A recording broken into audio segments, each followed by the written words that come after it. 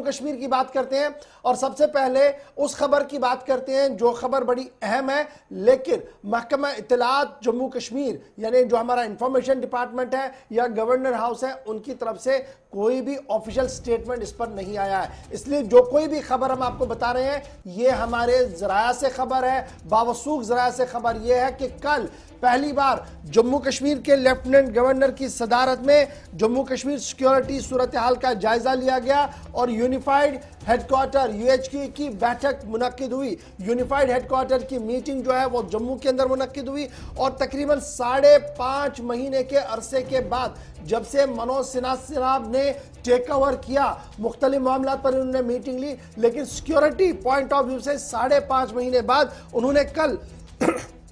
यह मीटिंग जो है वो की है और इस मीटिंग के अंदर anti militant operation, infiltration, internal security और दीगर मामला जो है वो सरफहरिस्त रहे हैं। और इस मीटिंग के अंदर जहां आर्मी कमांडर नॉर्दर्न कमांड के वाईके जोशी ने हिस्सा लिया, वहीं पर नगरोटा बेस, श्रीनगर बेस के ऑफिशियल्स की तरफ से भी ब्रीफ किया गया। BSF, CRPF, Jammu Kashmir police, security, CID और सेंट्रल इंटेलिजेंस के इदारों के अहम तरीन अफसरों की तरफ से इस मीटिंग के अंदर जो है वो अपनी प्रेजेंटेशन रखी गई है। और ये मीटिंग जम्मू कम्युनिकेशन सेंटर के अंदर होने की इतला है, लेकिन सरकारी तौर पर इस मीटिंग के बारे में कोई भी ऑफिशियल ब्रीफ रात देर दे गए तक भी नहीं दिया गया था। ताहम हमारे जो जराया है उनका यह मानना है कि आने वाली गर्मा यानी जो समर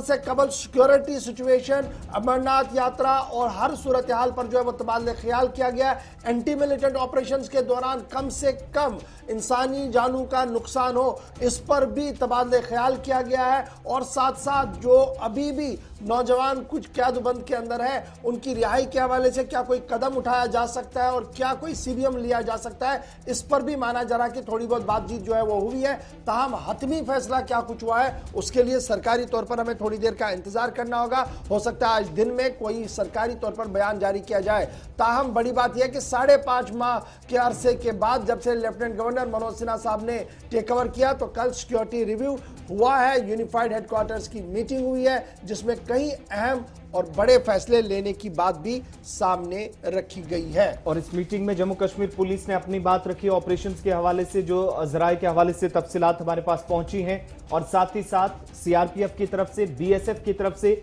जो लाइन ऑफ कंट्रोल से लेकर जो इंटरनेशनल बॉर्डर है, जो बीएसएफ की कार्रवाइयां रही हैं या फिर गुज़श्ता दिनों जो नक्लो हरकत देखी गई है मुश्तबा अफराद की, और उसके साथ साथ जो ये कहा जा रहा था कि ड्रोन के जरिए सरहद पार से हथियार आए हैं, ये तमाम चीजें कल लेफ्टिनेंट गवर्नर के सामने बीएसएफ की तरफ से रखी गई हैं। इंटेलिजेंस इनपुट्स जो अभी तक मिलते रहे, उसके बाद ऑपरेशन वादी कश्मीर के अंदर मिलिटेंट मुखालिफ कार्रवाइयां अंजाम दी जाती रही, उन सब पर लेफ्टिनेंट गवर्नर को कल आगाह किया गया। और पुलिस की तरफ से अब तक जो कार्रवाइयां की गई है, एनकाउंटर्स किए गए हैं, वो जानकारी रखी गई है कि किस तरीके से जम्मू कश्मीर के अंदर